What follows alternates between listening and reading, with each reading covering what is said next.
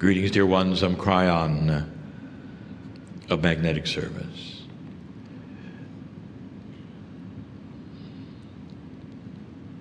If you've just come across this message, it is the last one for this tour of Egypt 2019. I sit before the attendees who know it is the last meeting. Dear ones, I'm going to ask you just for a few moments to step back. Now, that is a phrase I use that asks you to step away for a moment, just to step away from everything you believe or have been told or even hold dear to yourself, just for a moment. In order to have a quiet time of reflection, and in these moments where you may step away, that is when you receive new information, intuition.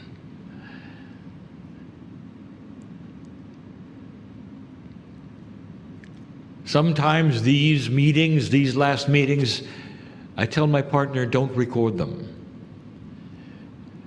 because they're personal and they're sweet.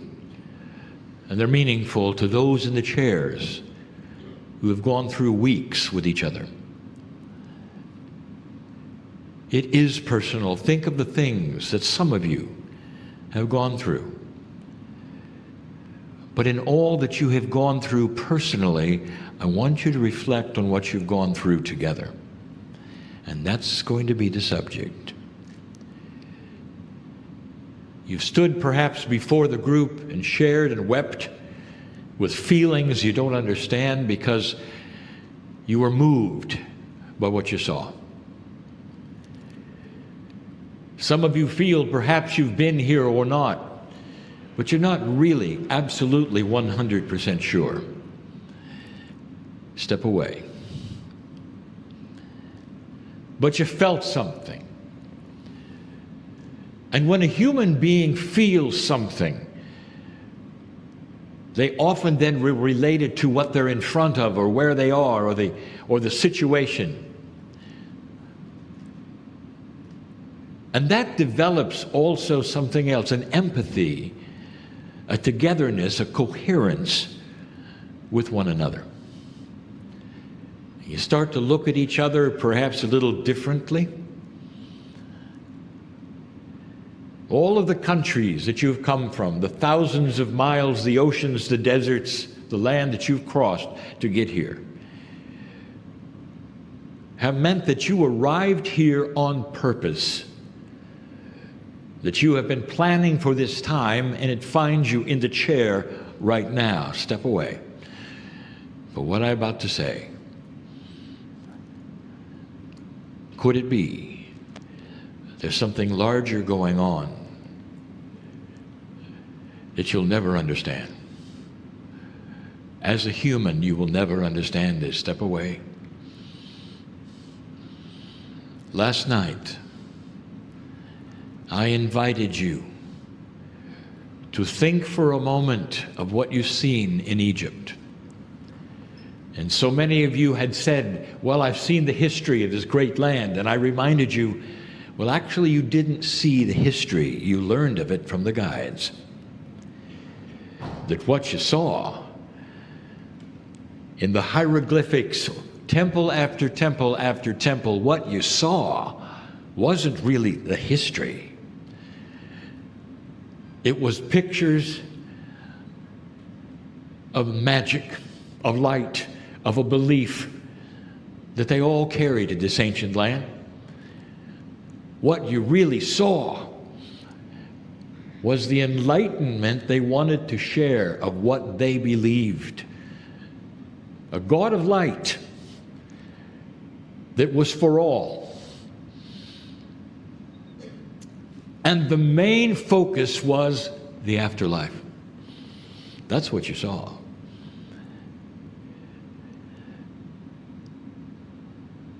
Step away. On the walls, there was something special if you noticed, if you paid attention. The ancients, over 5,000 years ago, carefully etched into the walls the idea that there is part of you that is not you, an essence of you that goes with you, perhaps a bubble that carries something. And dear ones, that was their belief intuitively, that there's more than the biology. There's a soul. Now you can call this anything you want to. Step away. For all of your belief systems will identify it and name it and give you the steps, but step away for just a moment and listen. All those years ago, all those dynasties in those ancient, precious, pure years, they talked about the things that we talk about today.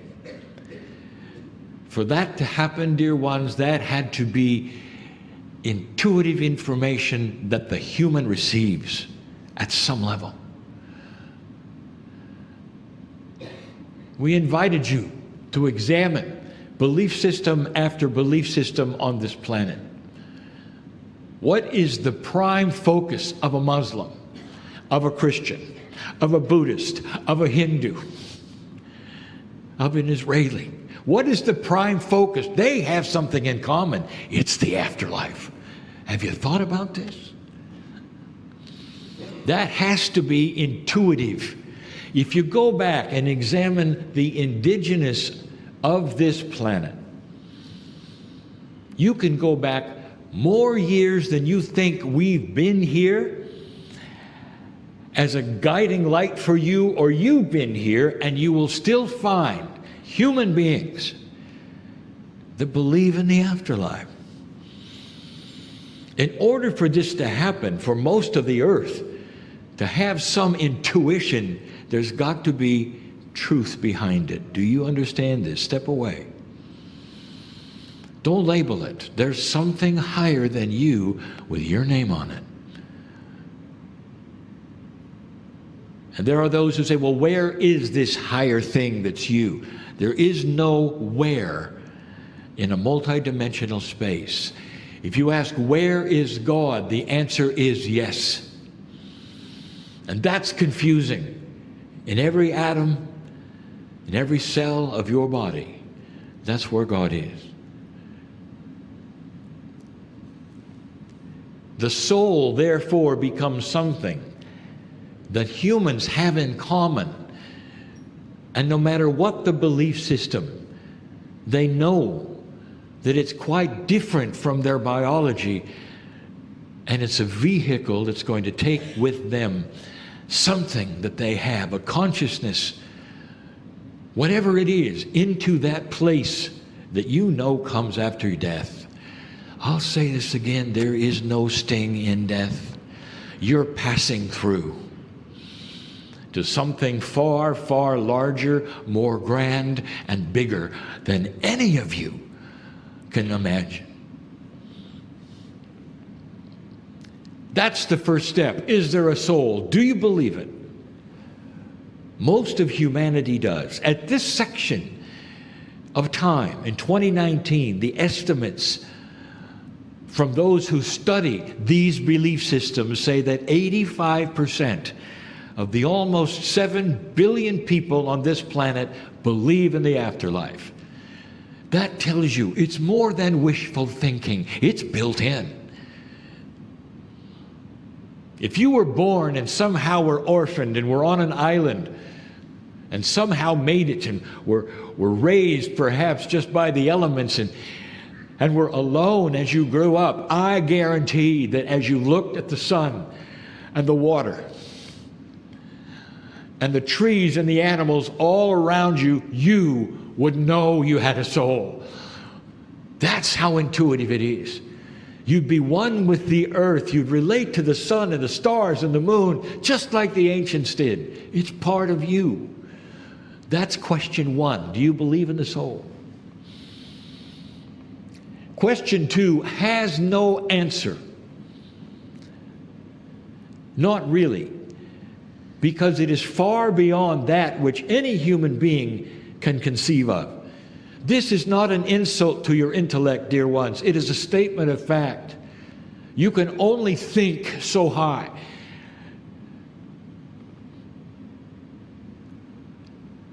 And the issue of the soul and what is beyond life is so grand, you cannot even touch the surface of what is there. All you know, it is beautiful. All you know, from the ancients till today, it is a place that is better than this one. It is a place that perhaps is filled with love and compassion, and you don't really understand what you do there or how it works. Step away for just a moment. Not what you've been told, but what you feel in your heart right now. Question 2. In all of this that you don't understand, and all of the billions or trillions of souls, do you think for a moment there might be a benevolent plan involved? Step away. If you were the creator and you went to the trouble of the creation of souls in your love for this planet that lets you touch the Creator while you were here, when you're balanced, dear ones, that's the communication, that's the channel. And we said this, through your intuition, you can feel that. Through your meditations and your stillness, all over the planet, meditating, praying on a regular basis, touching perhaps the face of God, that is the prime directive, is it not? You're the creator. If you create all this, is there a plan? Could it be that it's not all about the afterlife? Could it be that it's really about your soul, then, now, in the future, right now?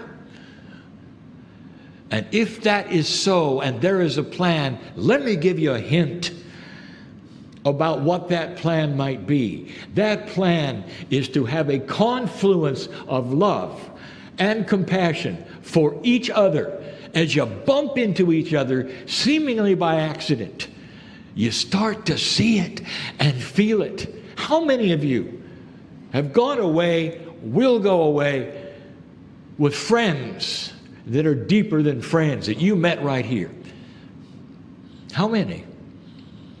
How many of you have been able to look into the eyes of strangers with another language than yours and see the love that they have for one another and their family or you? How many of you have stepped away and broken the barriers of belief systems and said, I know you don't believe what I believe, but boy, I feel you. I feel the love you have and the compassion. You're a good person. That's what happens when you step away from the linearity of what you've been told about this works this way or that works that way. And you start to understand there's a plan. All of you met the guides, and they met you. What do you think? Some of you will take them home in your hearts, not what they said. You saw more than their education. Perhaps some of them even told you of their family. And you realized that they're professionals and there's a plan. And you realize that they know a lot of things about Egypt, but oh, there is a plan. And above all of this, perhaps more than you will ever understand or know, you are not here by accident, and neither are they. Oh, they work this with group after group after group after group, but you're seeing them differently, aren't you? Because your souls are bumping together in a way that creates a confluence and starts a teaching that I have been giving you for 30 years. This planet eventually will have a confluence of souls bumping together and starting to see each other at a higher level. And the barriers will start to reduce themselves of separation between belief systems or countries. And I gave that to you last night. Hard as it may seem to believe, this already has begun on the planet. And slowly it continues. This is a tour to Egypt. And at the linear level, it is a tour, organized, and you're here. And you've seen temple after temple, and you've eaten a lot. That's the linearity of it. But what if there was more? You come together in a way that you create a balance and a confluence. You'll never think the same thing about this land. If you've never been here, you will go away, and the Nile will have touched you. And the belief of the ancients of the life of this Nile will have touched you. Perhaps in the walls, their description of the beauty of their afterlife and the inclusion of all, and their consistency of teaching through hundreds of years will make an impact on you. And when somebody says, "May you always drink from the Nile," you will smile and realize that's not physical. That is a grand metaphor that will bring you right back to this place where you celebrate the life that is here, that the ancients saw, that has been preserved on the walls the best they can, of something very special. And you will know there is a plan. And then there are always those who will say, "Well, Kryon, you didn't answer the question, what's the plan?" And the answer is yes. Know this. This plan includes you, your name, in this place right now, having experienced something with the others that is remarkable. And it has to do with enlightenment and balance and the growth of your humanism at a time when it's very much needed right now. Go from this place different. Go from this place more intelligent than you were before about cultures you hadn't seen before, or what it means to step away.